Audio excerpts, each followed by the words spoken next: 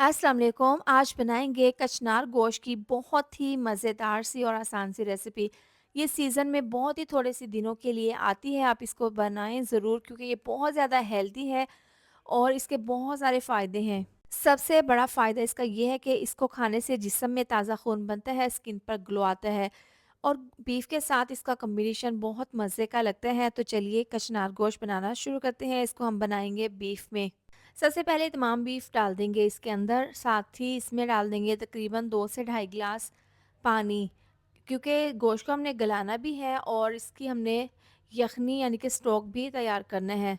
तो अब इसमें डाल देंगे प्याज, 2 अदद प्याज हैं साबुत डाल देंगे, 1 चम्मच नमक डाल देंगे। अब चूल्हे पर रखकर इसको 15 से 20 मिनट के लिए पका लेंगे। यहाँ पर है लहसुन, अदरक और हरी मिर्चें, इनका हमने पेस्ट बनाना है। ग्राइंडर जग में डालकर थोड़ा-सा पानी डालकर इसका एक ज़बरदस्त सा पेस्ट तैयार कर लेंगे।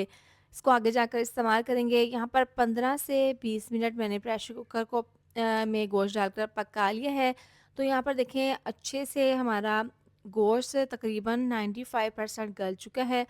इसके बाद जो देखिए यहाँ पर प्याज हमने डाले थे इसके अंदर वो साबुत हैं, अच्छे से सॉफ्ट हो गए हैं। इनको निकाल कर दूसरी प्लेट में रख लेंगे। इसका हमने पेस्ट बनाना है। ग्राइंडर जग में डालकर इसका स्मूथ सा पेस्ट तैयार कर लेंगे। अब यहाँ पर देखें बीफ की बोटियाँ हैं और यखनी स्टॉक है। इसको हम यखनी को ज़ाया नहीं करेंगे, इसका हम इस्तेमाल करेंगे आगे जाकर। अब कढ़ाई में डाल देंगे 1 कप ऑयल, इसको गर्म कर लेंगे। इसके बाद इसमें डाल देंगे कचनार। तो यहाँ पर कचनार की कच्ची फलियाँ हैं और तकरीबन इसका वज़न है 1 किलो। ऑयल में डालकर इसको हमने फ्राई कर लेना है। तो अच्छे से इसको फ्राई करेंगे, ज़्यादा मतलब नहीं करेंगे फ्राई, इतना फ्राई करेंगे कि ग्रीन इसका कलर हो जाए और तकरीबन 4 से 5 मिनट के लिए फ्राई कर लेना है। आप चूल्हा बंद कर देंगे और ये तमाम कचनार निकाल कर दूसरी डिश में रख लेंगे इस तरीके से। अब उसी ऑयल में डाल देंगे प्याज का पेस्ट।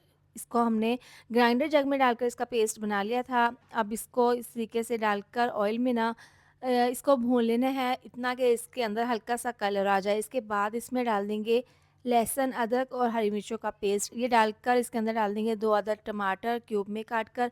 टमाटर के ऊपर से छिलका उतार लिया है मैंने और इस तरह से ये डालकर इसको अच्छे से मिक्स कर लेंगे।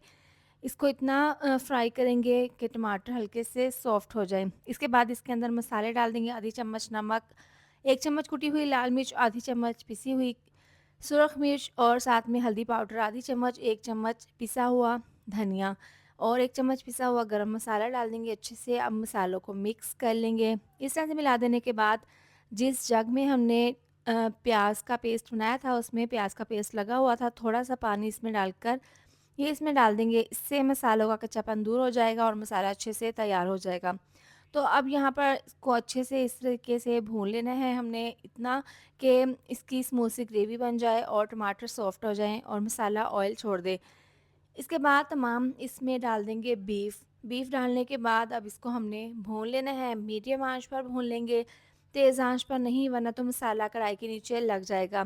अब अच्छे से इसको भून लेने के बाद इसके अंदर डाल देंगे 1 कप दही, आप इसमें ज़रूर शामिल करें, इससे कचनार गोश्त में हल्की-सी खटास आ जाएगी, जिससे इसका फ्लेवर सौ गुना बढ़ जाएगा। दही डालने के बाद अब इसको अच्छे से मिक्स कर लेंगे, यहाँ पर इसको दोबारा से भून लेंगे, दही का पानी खुश्क कर लेंगे। दोबारा से जैसे ही इसके ऊपर ऑयल आएगा तो इसके अंदर फ्राई की हुई कचनार डाल देंगे, अच्छे से मिक्स कर लेंगे।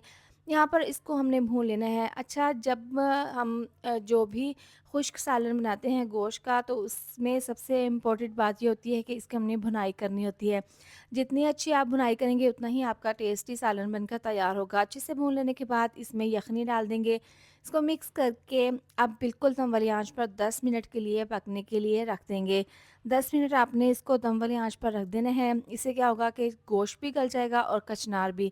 तो यहाँ पर 10 मिनट हो गए हैं। कचनार गोश्त अच्छे से हमारी तैयार है। पानी इसका जो यखनी डाली थी वो बिल्कुल खुश्क हो गया है। दोबारा से इसके अंदर से ऑयल निकल गया है और यहाँ पर बहुत ही अच्छी सी इसकी खुशबू आ रही है। एक दफ़ा इसको मिक्स कर लेंगे।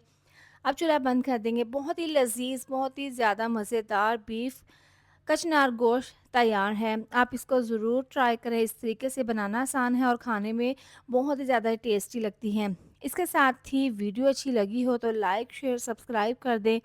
मिलते हैं नेक्स्ट वीडियो में। अपना बहुत सारा ख़्याल रखें। अल्लाह हाफ़िज़।